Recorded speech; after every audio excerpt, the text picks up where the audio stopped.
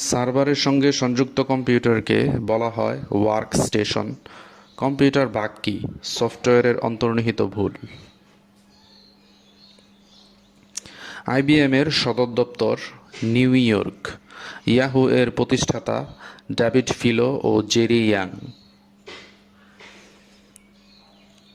নিচের কোনটি বাংলা লেখার সফটওয়্যার? বিজয়।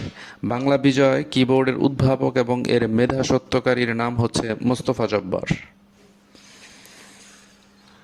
ইমেইল ঠিকানায় .com বা কম শব্দটি দ্বারা কি বোঝানো হয়? কমার্শিয়াল।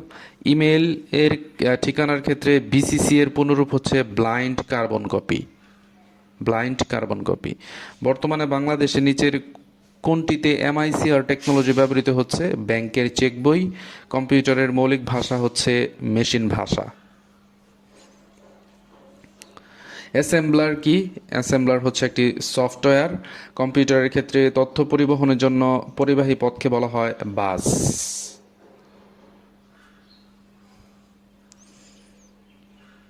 কে সর্বপ্রথম রোবোটিক্স শব্দটি ব্যবহার করেন?